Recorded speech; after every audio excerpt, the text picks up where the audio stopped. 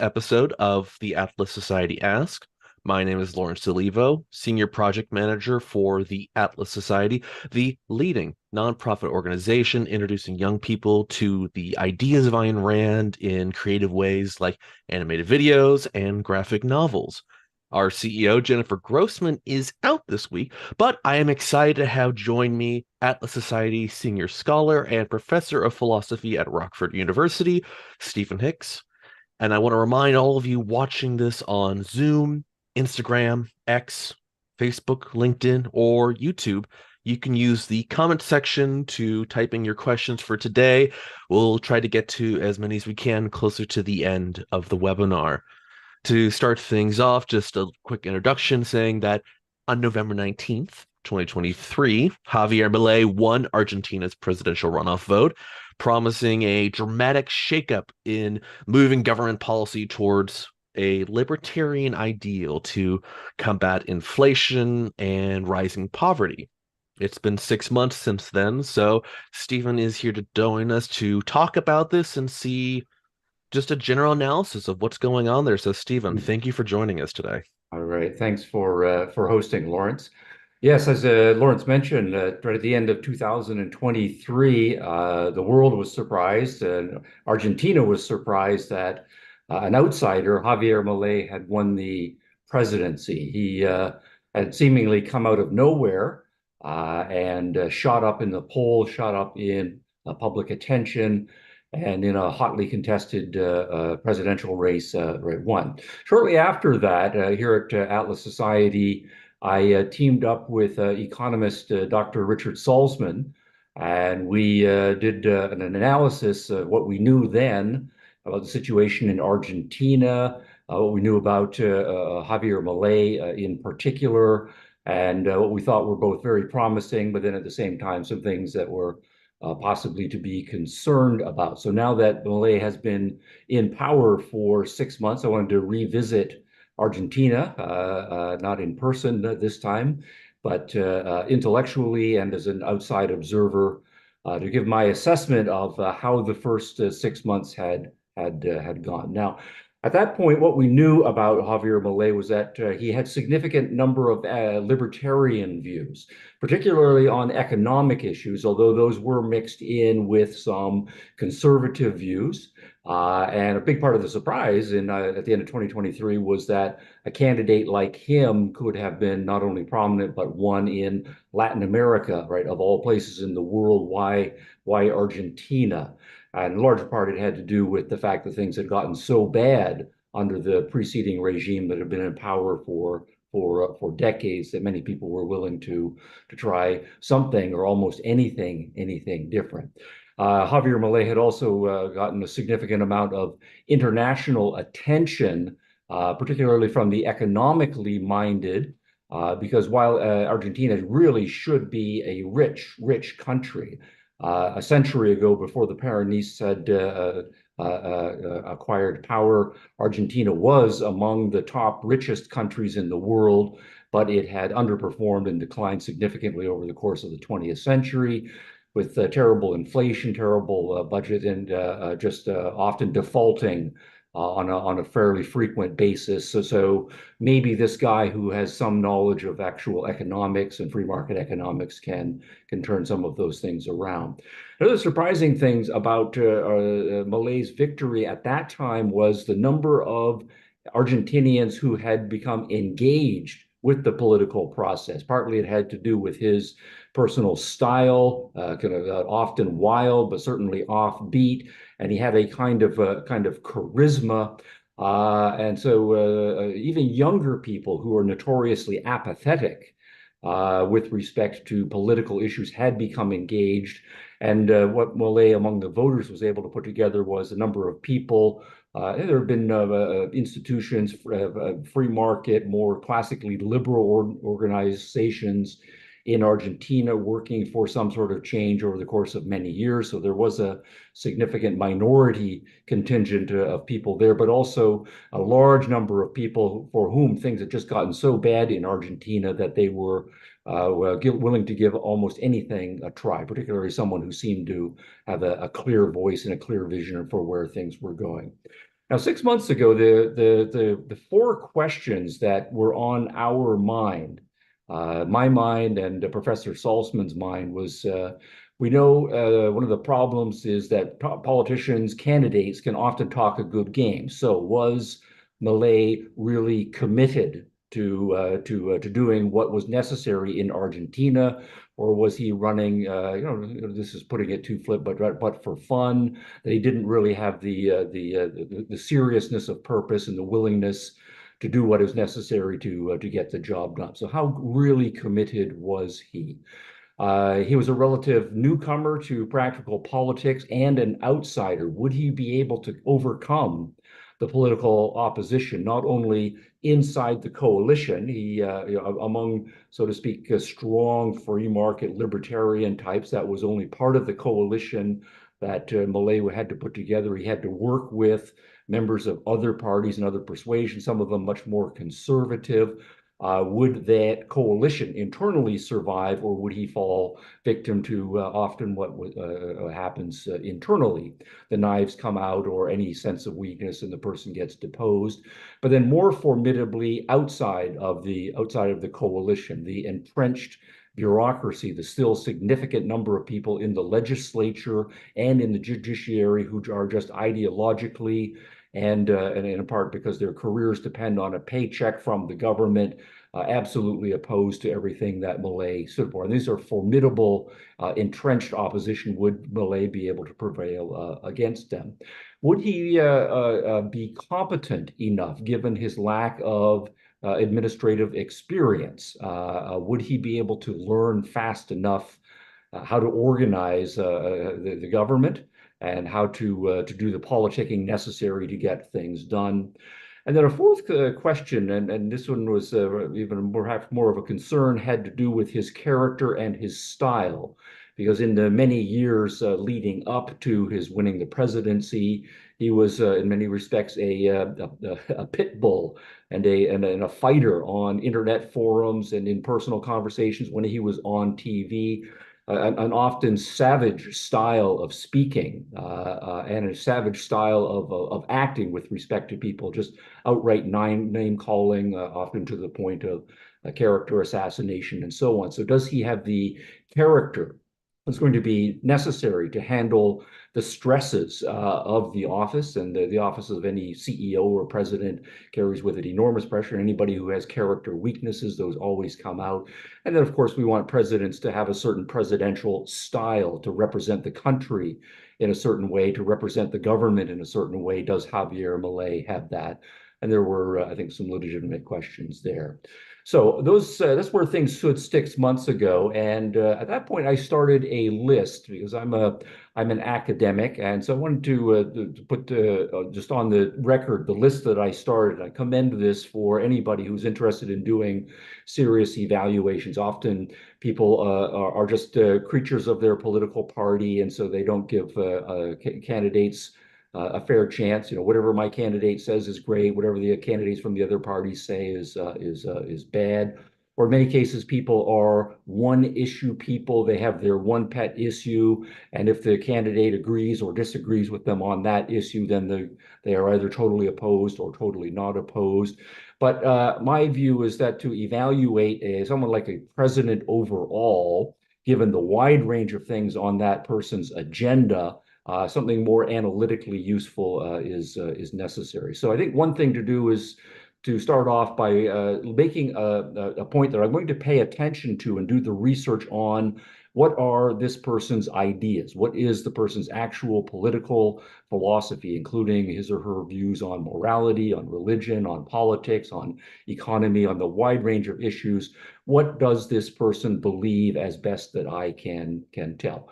And in the case of Javier Milei, it seemed like he was substantially libertarian on those, but he also had a significant minority number of conservative positions.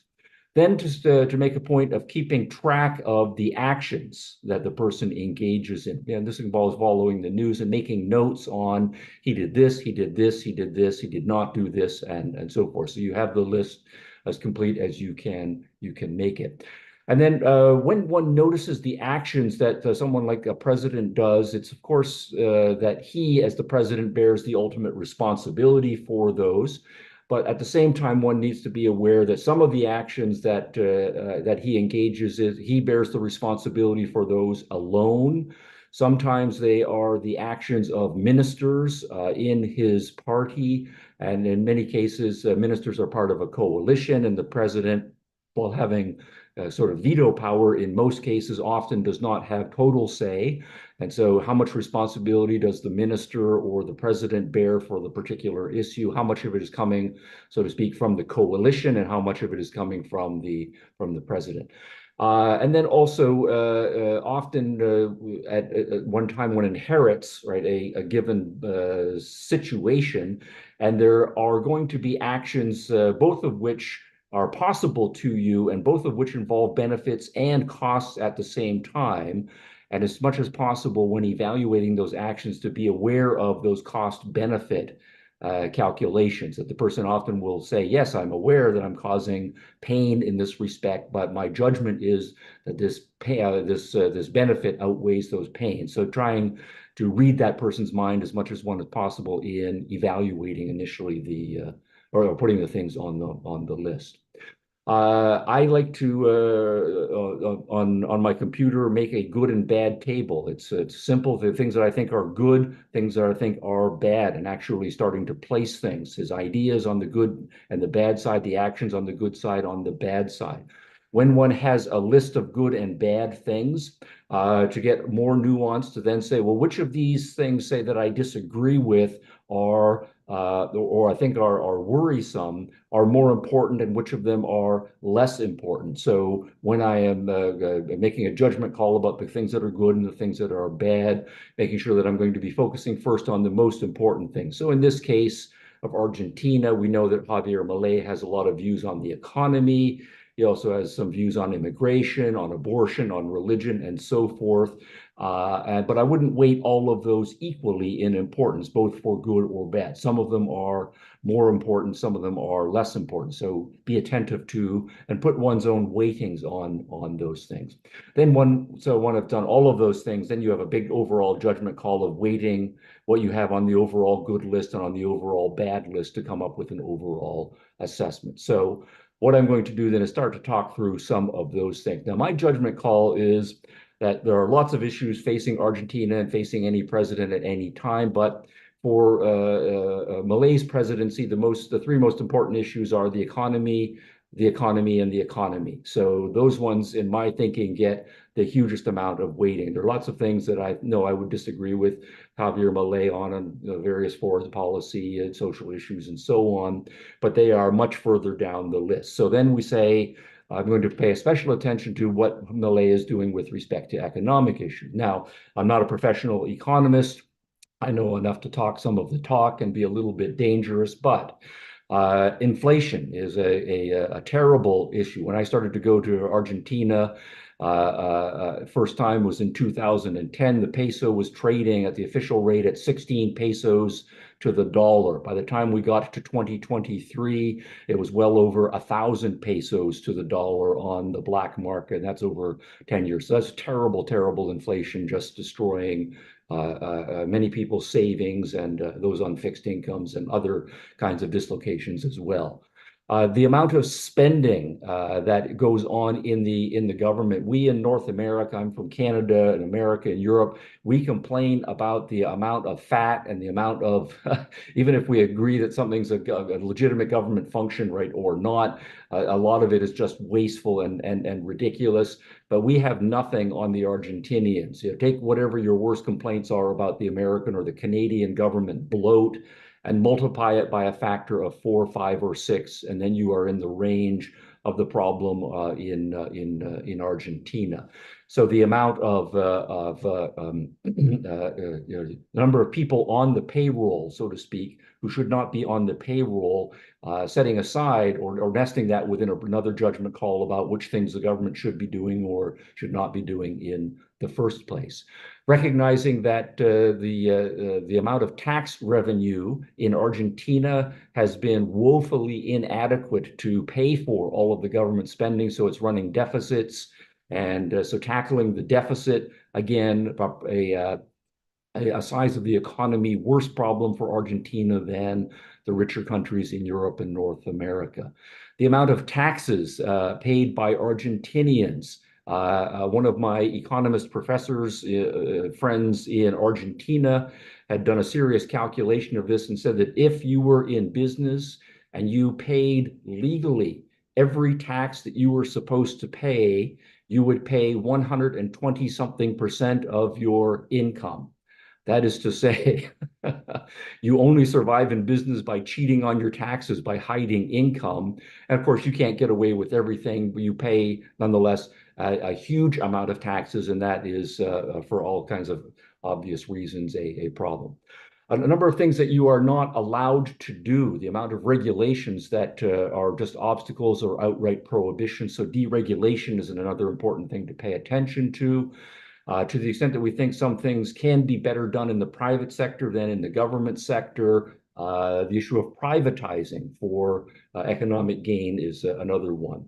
One of the major government expenses is the number of bureaucrats on the payroll, and is the president committed to payroll deduction, including people in the legislature and the president themselves. And presidents and people in the legislature are notorious politicians around the world for giving themselves lots of perks that the public is not aware of them, giving themselves lots of pay raises. And so that one is an important bellwether. So that's not an exhaustive list, but those are the things that one would make a list of explicitly and start to make notes on in order to do a serious assessment. So I'll just mention a few things that I have that struck me, and I've got these are just a few.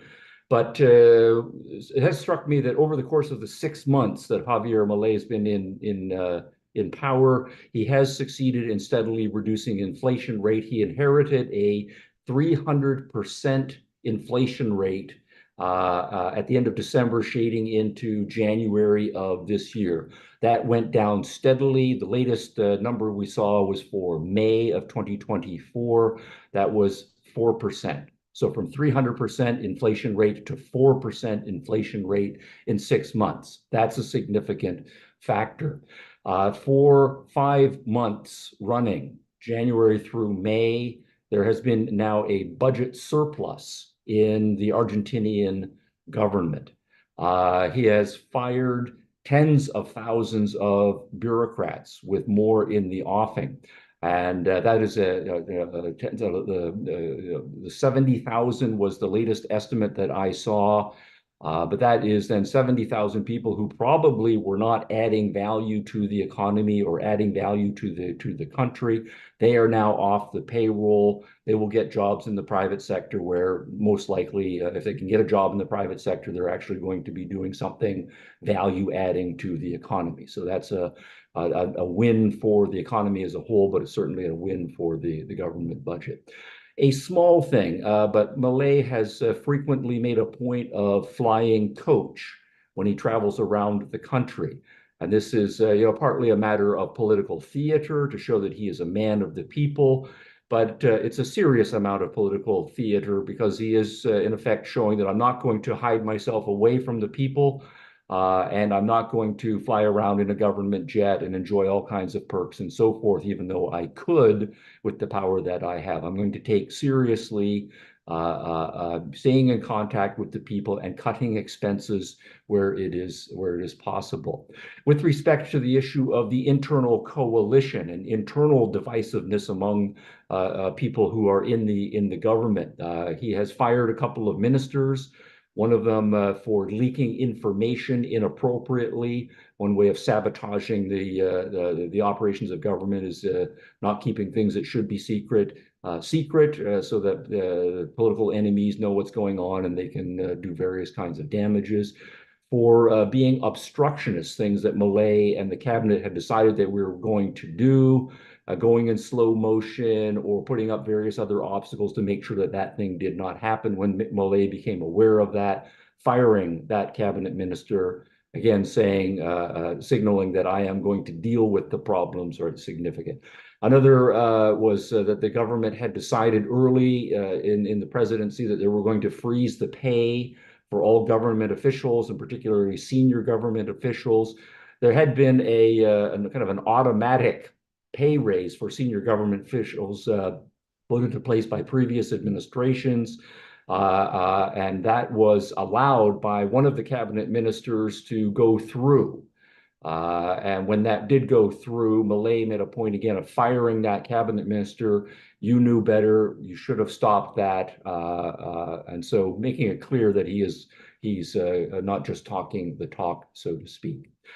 A more significant thing was a number of things that had been done over the course of January through May, but there was a kind of an omnibus bill of 238 provisions that got through the Senate, very close vote in May, with so a huge number of economic reforms are now more than likely going to go forward. So it's not just a reform here and there; it's a huge number. We're talking of hundreds of things that have been thought out and are going to be put through. Some of them that grabbed my attention. I'll just give some anecdotes, some small examples here. One is making serious the point about taxes and fiscal transparency to the consumer. So right now, what had happened actually up until now in Argentina was that if you bought something, you did not know how much the purchase price was going to the business and how much of the purchase price was taxes.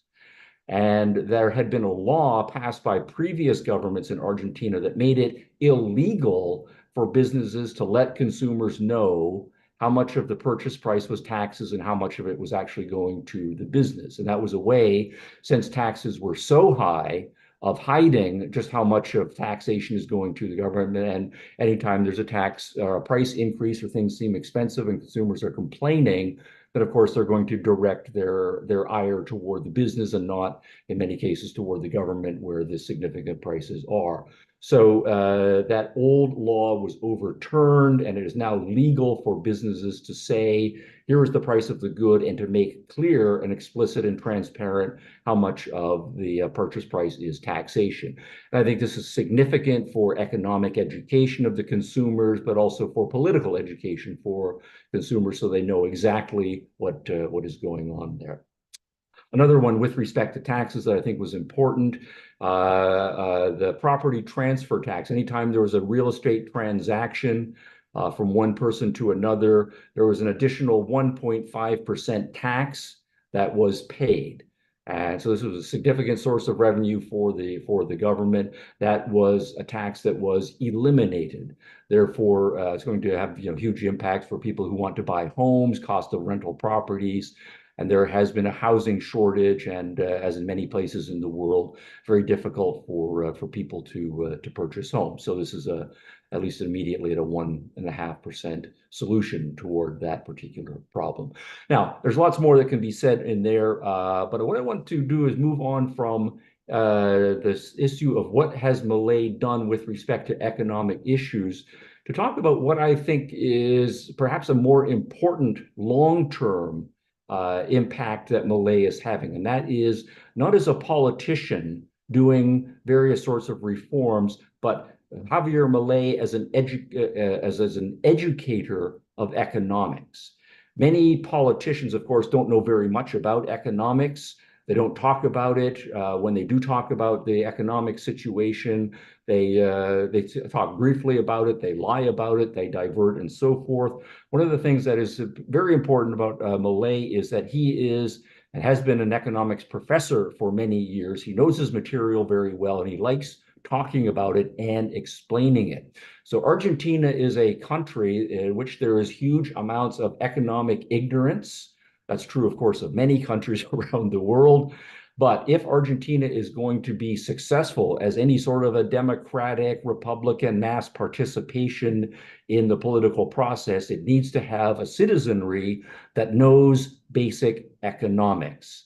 And so if Javier Milei manages to stay in power for 2 years, 3 years, 4 years, we don't know. Will he get re-educated or not? the fact that he takes time in his speeches when he's talking as the president to talk about economic matters, to explain what he is doing, the problems that he has inherited, the rationale for the explanation. He is giving people knowledge that will then inform them as they think about their own economic circumstances, their business circumstances, and as they vote for the rest of their lives in Argentinian elections. And that, I think, is going to be a huge long-lasting impact of Javier Milei. Javier Milei, not necessarily as president, but Javier Milei as president of, as a professor of economics who happens to be president. That's going to be huge, hugely important, a huge value for the Argentinian economy.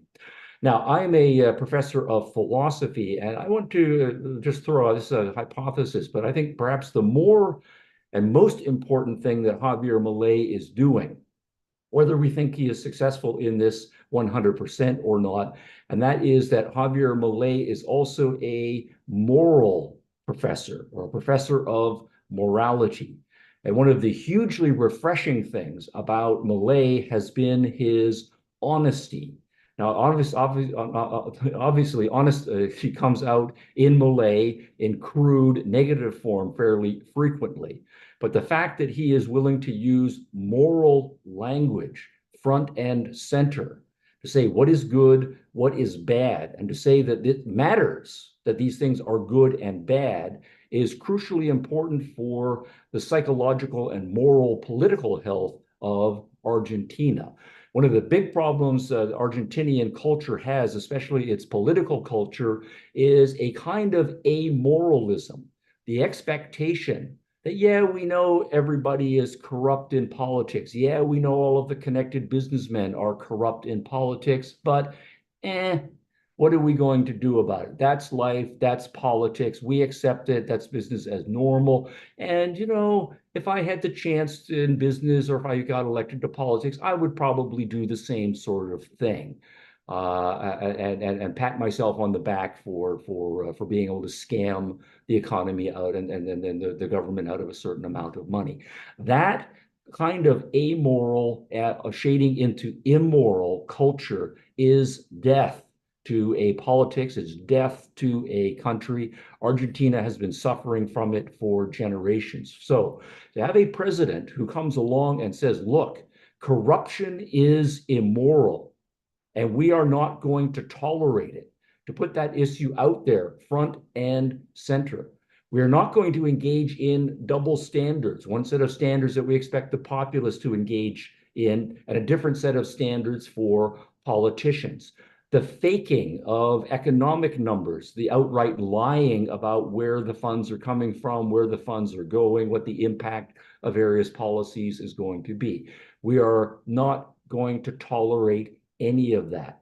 The idea that I am a politician, I made as a candidate certain promises. Well, it's often that all of us will say around the world, oh yeah, politicians will just blow smoke until they get elected, but they will not follow through. The fact that Milei has said, this is what I believe, this is what I'm going to do if I am elected, and he is doing those things. Again, perhaps not perfectly, but his record is much stronger and his commitment. So that honesty plus the integrity in action, absolutely crucial to the moral health of the culture.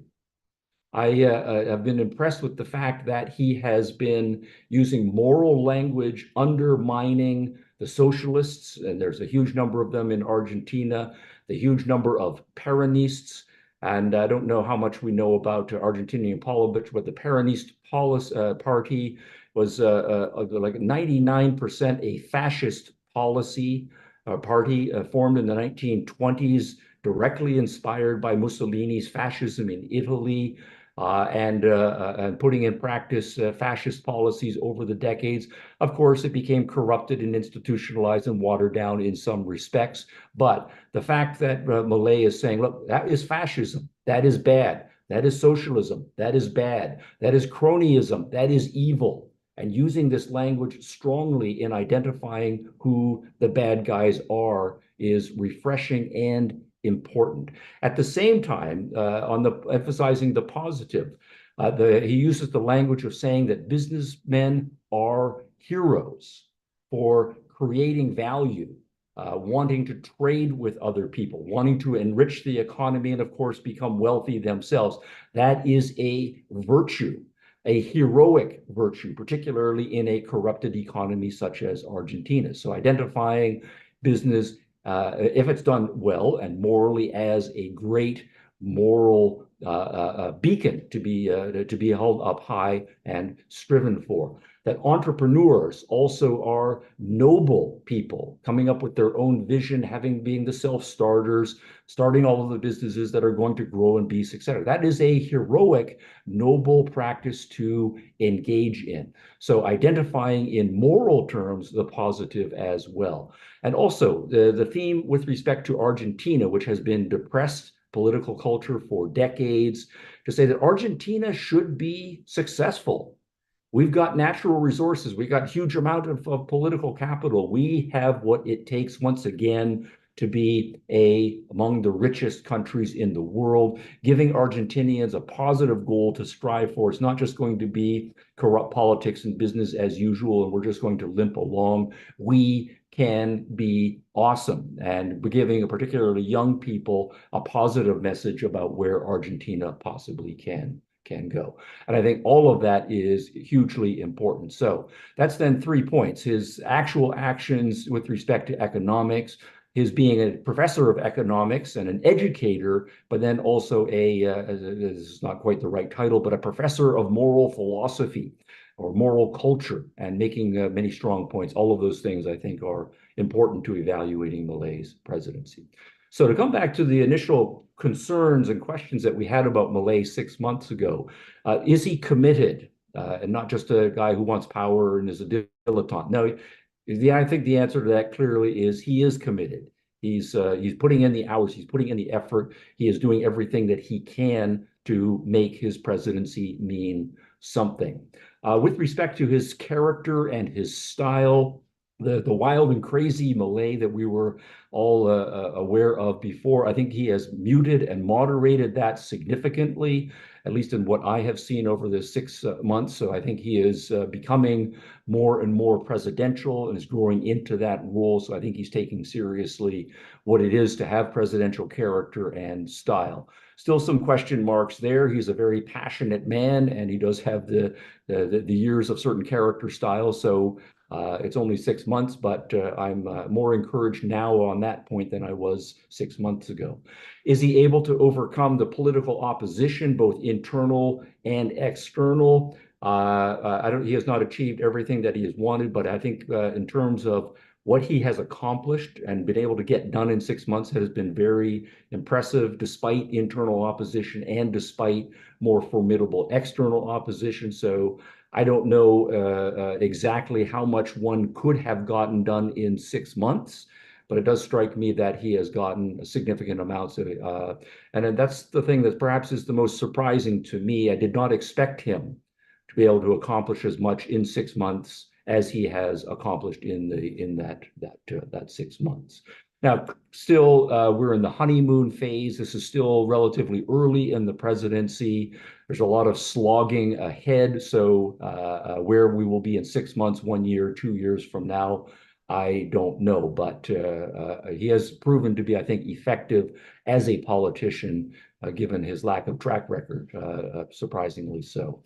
Now, I want to make 2 more points, and these are kind of new things that are possible concerns for us to pay attention to as we keep an eye on Milei and Argentina for the coming months and years. One is that in this omnibus bill of 238 items, and also along the way, there has been an increase in the number of emergency powers granted to the office of the president. And this is already in the case of the presidency of Argentina rather, already having lots and lots of power. It's already a very strong executive function. So the argument here has been Argentina is in a terrible state in various respects. And so the president needs to have powers that are going to jumpstart the normal legislative and perhaps judicial process to be able to unilaterally make certain things happen. And I want to say that obviously the argument for that is sometimes there are emergencies, and so having your executives have emergency power makes, of course, sense. But this is always a worry. Anytime there's an increase in the amount of power, particularly emergency power among the executives, and especially in a Latin American country. So I would flag this as something to pay close attention to over the course of the next year or so. One ameliorating thing with respect to the emergency powers is that they do have a sunset clause attached to them. So that's built into the legislature. So it's not just that the president gets the emergency powers until the legislature takes them away or the judiciary takes them away. He has these emergency powers for a certain amount of time, and then they will be automatically retired. And that's a good thing. But nonetheless, we do also know that sunsets can be ignored. And so there's still a big concern there. So that's one that I would like to flag. And the other thing I would like to flag before I close is there has been a significant amount of normal political opposition. Is the people among the electorate who disagree with Milei and they make their voices heard. And normal among people in the legislature and in the bureaucracy who disagree with Milei and they have used the political power that they have. All of that is normal part of Democratic and Republican Party. But there is a significant amount of gang activity in Argentina, more so than in other countries, and a significant amount of organized crime in Argentina, again, perhaps more. And they are also threatened in various ways by the Milei presidency. In some cases, their corruption involved, getting sweetheart deals with respect to the government and so on. So they have, in many cases, resorted to increases of violence in various sorts in order to exert their political opposition. And this is an ordinary problem in one respect, and governments do need legitimately to have police power and military power to deal with some of these gangs and some of the organized criminals, rather, particularly when they are crossing international borders.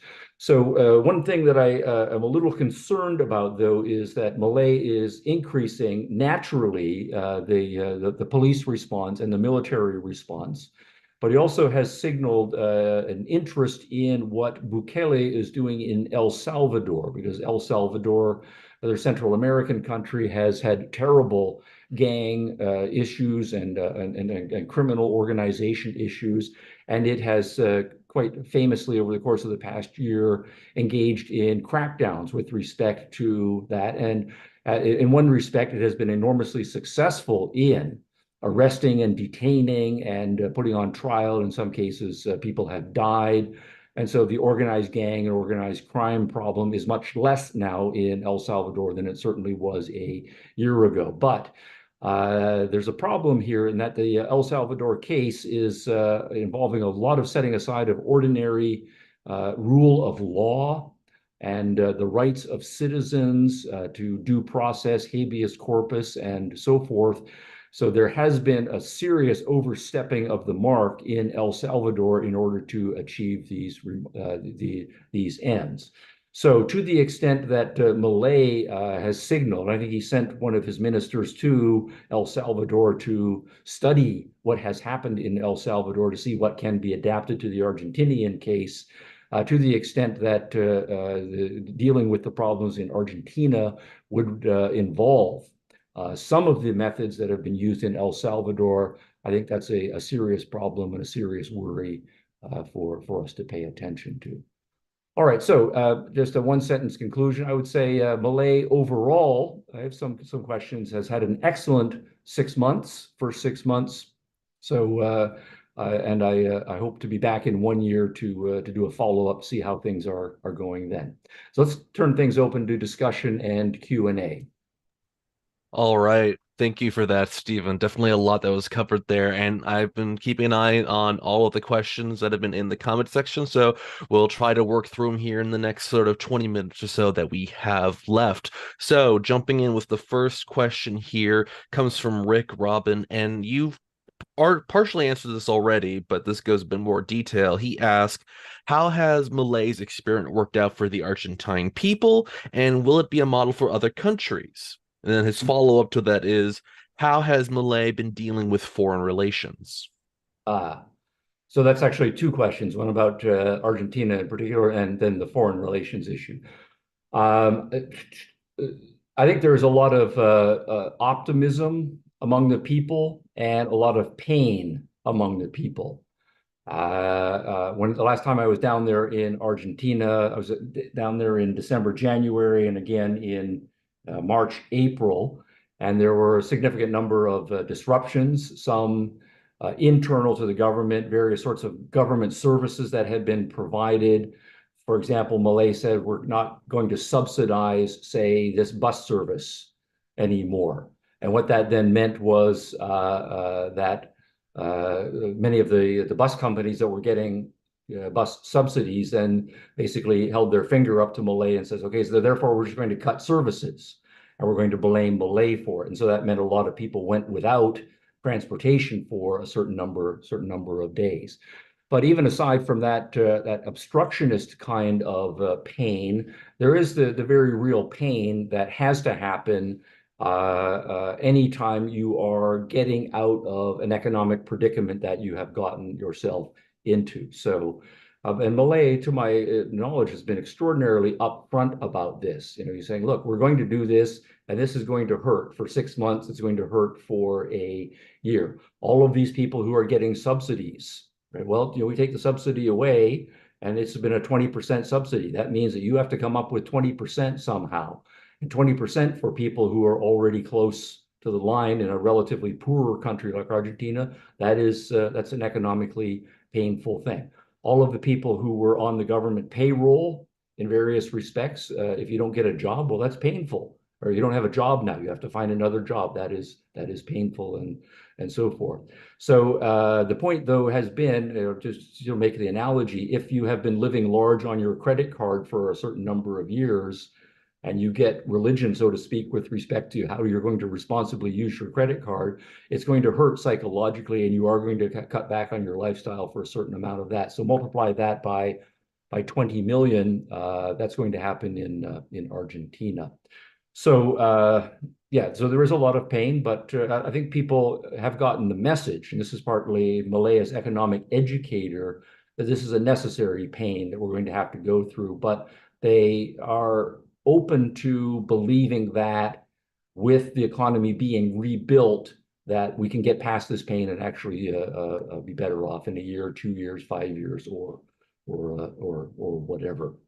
So the other question then was about foreign relations. There, I've been tracking much less. I know that he's done some international speeches at WEF in Switzerland. He was up in the United States a couple of times and gave some major talks there as well.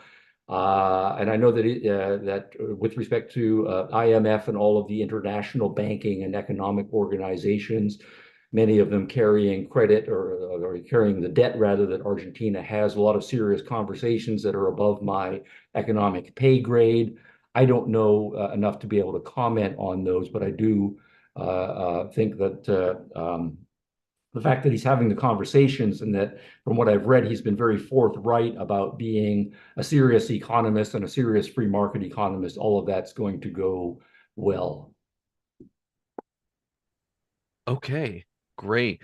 The next question that has come in, it's a little bit of a long one, so let me know if you want me to reread it. This is from Hope Malkin asking about the president's intention to well, what it says is, I have recently read the president's intention to court investment in development in AI. This, of course, means Silicon Valley.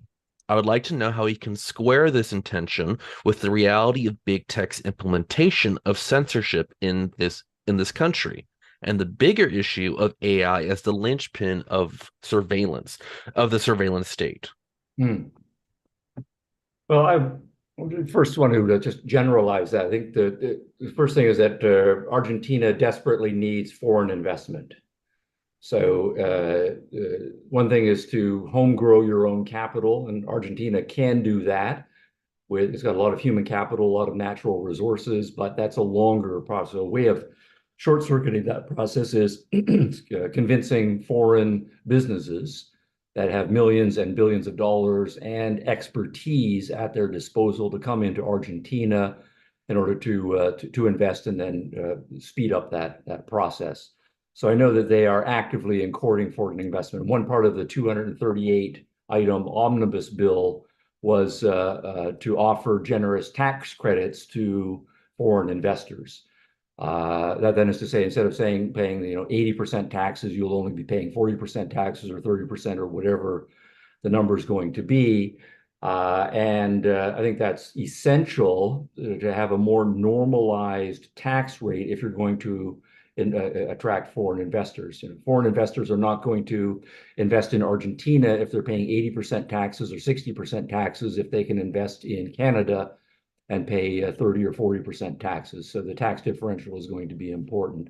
The more important thing, though, there is whether the foreign investors will believe not only Milei in particular, but Argentina in general. Latin America in general has a terrible record of inviting foreign investors to invest billions of dollars, and once the infrastructure is in place, to then just nationalize it.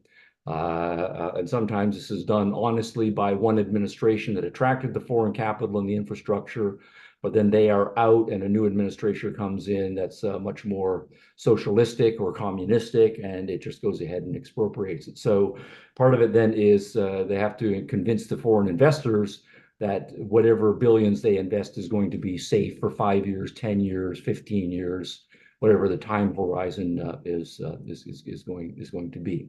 When it comes to AI in particular, this again, that's a narrow sector. But I do think one of the interesting things about Argentina is that relative to other Latin American nations, it has a more educated population. I've seen statistics that Buenos Aires has more bookstores per capita than any other city in the world, and it has had for some generations. So it's a relatively more literate population, and education is taken relatively seriously in higher education. And so Argentina has largely suffered the problem of a brain drain. So lots of top Argentinians who are ambitious end up making their fortunes and successful careers outside of Argentina. So it is natural for a country like Argentina to say that if one of our human capital assets is very smart people with an education, for them us to emphasize high tech. And AI is the hottest and sexiest and perhaps most promising part of high tech in this area. So Argentina wants to be involved in all of that. And so that would then be a judgment call. Again, I'm a philosopher. I'm not having a seat at that table in order to make that particular judgment. But then the tail end of that question was to say, yeah, well, of course, AI and any kind of technology can be abused. So to the extent that there are surveillance issues, and then we're bringing in AI, and if Argentina ends up being a surveillance state down the road, that would be a net negative. So that would be a concern. But I think that's a normal to everyone in the world concern right now. That's not a unique Argentinian problem. So I'll stop there. Okay. Next question comes in from Arno. He asks, while Milei has had some success, there are other leaders, Meloni in Italy, Poland, in Bulgaria, with different levels of libertarian versus conservative mix and success. Can we draw any larger conclusions? I'm sure someone can, but I can't, just because I have better knowledge of what's going on in Argentina, for various reasons. And I don't think I have any particular expertise with respect to Italy. I've not been following that at near the same level. But I think I have more concerns about Italy. I have more concerns about Poland. Let me say, I spent time in Poland as a visiting professor a couple of times, so I have better knowledge there. And while I'm very impressed with how Poland has, over the course of the last generation, pulled itself out of the malaise of communism, it's a very impressive case study. At the same time, there are some legitimate concerns about the degree to which it's going in a more conservative slash authoritarian direction as well. So, with that, though, I'm going to have to stop just because I am not enough of a political scientist to say I have done the expert level study of what's going on in Poland, Italy, and Argentina, and I can do a point by point compare and contrast to come up with the kind of overall conclusion the question is asking for. Fair enough. Another question comes in here from Scott asking, what lessons of Milei can pro-liberty politicians here in the US incorporate? Yeah, that's a very interesting question. um, I'd say one lesson is that it can be done. I think many people who are liberty friendly in a principled way in the United States are naturally discouraged that both the Republican parties and the Democrat Party are very far from libertarian or objectivist or even classically liberal politics. And that the Libertarian Party, not that I've paid much attention over the years, but seems to be a disappointment in a lot of respects. So there's a tendency to give up and say it's impossible. So the fact that there are countries where people who have genuinely liberal slash libertarian views can be successful politically and can play the game. I think that should be encouraging. Immediately then to say one of the other lessons is that seems to be packaged with the idea that it's not only that you have to have someone who is a principled liberty person who's willing to go into politics and keep his liberty soul intact, so to speak, not be corrupted. But it does seem to be the case that things have to get really, really bad before, in a democratic slash Republican context, enough people are willing to vote for you. So I think one of the sectors, for example, that seems to be finally turning around is the education sector, say in North America. But it has taken decades of underperformance and just ideological nastiness in the education sector for millions and millions of people in America and to a lesser extent in Canada to finally say enough is enough. We're going to try to seriously reform education. We're going to do all kinds of entrepreneurial outside of the government sector activities to do education seriously. So education really had to hit rock bottom for us to start taking it seriously. So using that just as one example, one of the lessons seems to be that we have our work cut out for us before the general populace is in a position to vote for liberal libertarian policies, freedom policies on their own merits, and not just, well, we tried everything else and that was a disaster, so I guess we might as well try liberty. Great.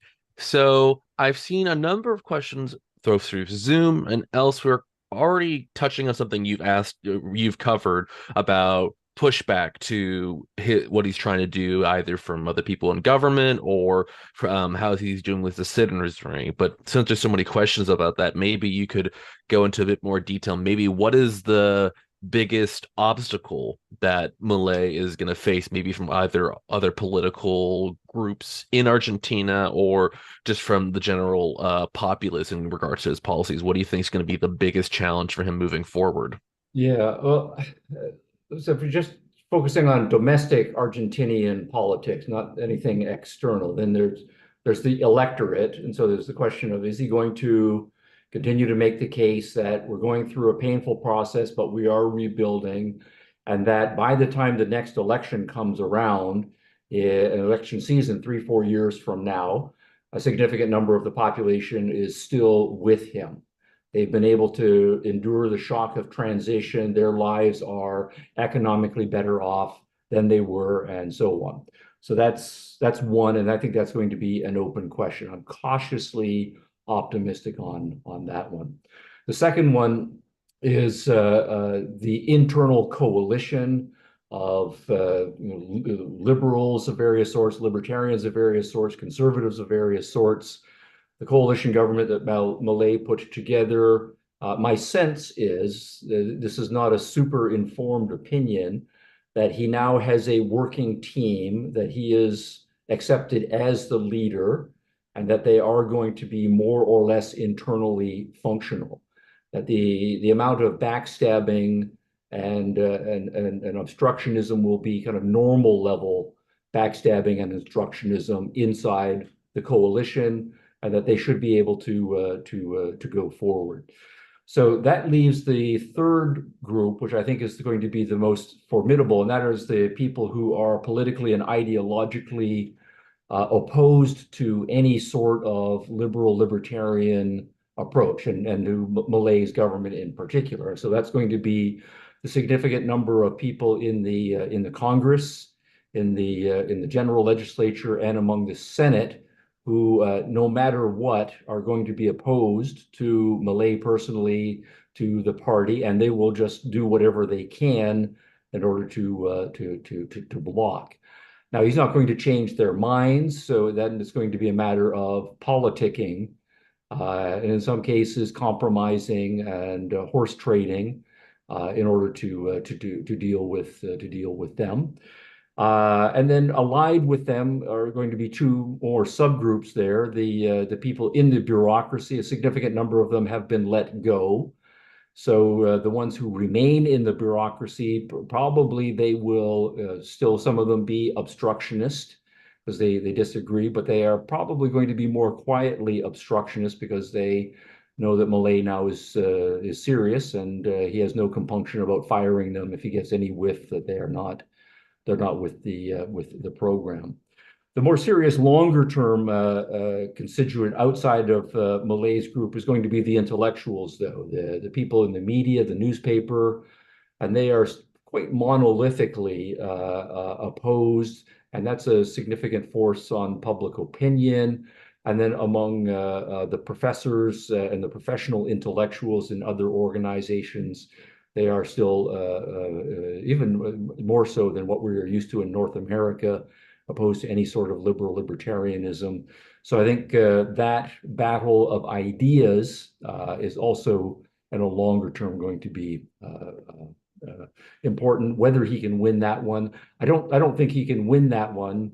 It's not going to be his job to win that one over the course of the next 3 or 4 years. Those sorts of intellectual arguments, that debate goes much more slowly. That's a generational thing. So he's going to need a lot of allies among the think tanks and those people who are currently ideologically in the minority position in Argentina and fellow countries. So short term, I think his party or his coalition is with him.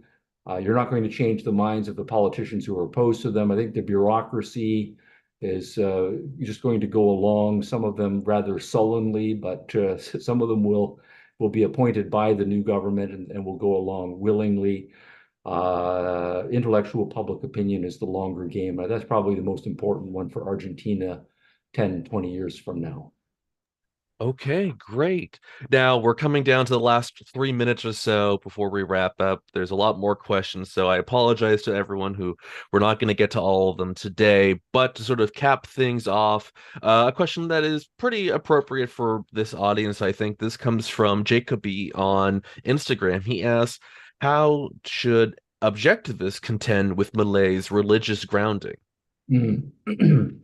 Well, I don't know very much about his religious grounding. I know that he converted to Judaism, and but beyond that, I don't know how much that's a matter of personal faith, that is something separate from his political views, from his economic views. So I understand that he understands from my limited personal interactions with him, but from also the stuff that I have read from him, that he is, a savvy enough politician to know that Judaism is a minority religion, and so his job is not at all to try to convert people to Judaism. That's not a part of Judaism anywhere. Anyways, it's not an evangelistic religion. We have to convert the masses and get everybody.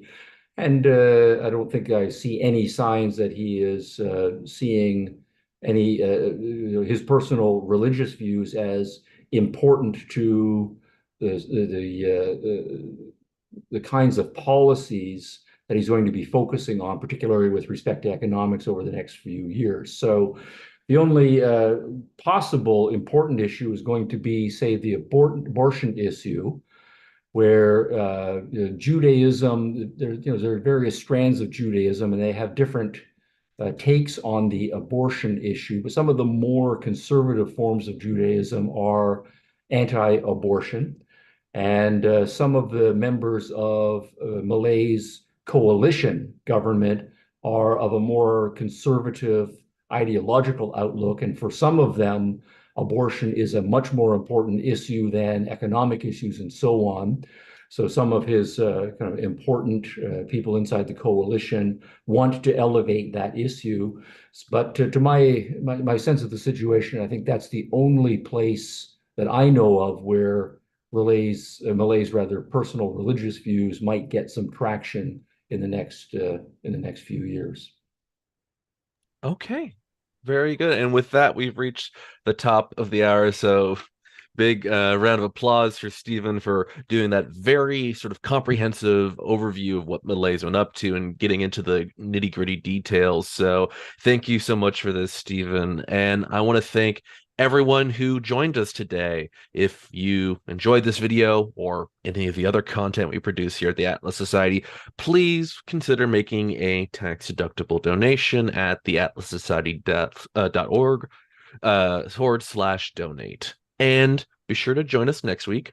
Our CEO, Jennifer Grossman, will be back, and she will be interviewing best-selling author Amber Smith about her latest book, Unfit to Fight: How Woke Policies Are Destroying Our Military. Thanks again, Stephen. Have a wonderful night. Thanks, Lawrence. Bye for now.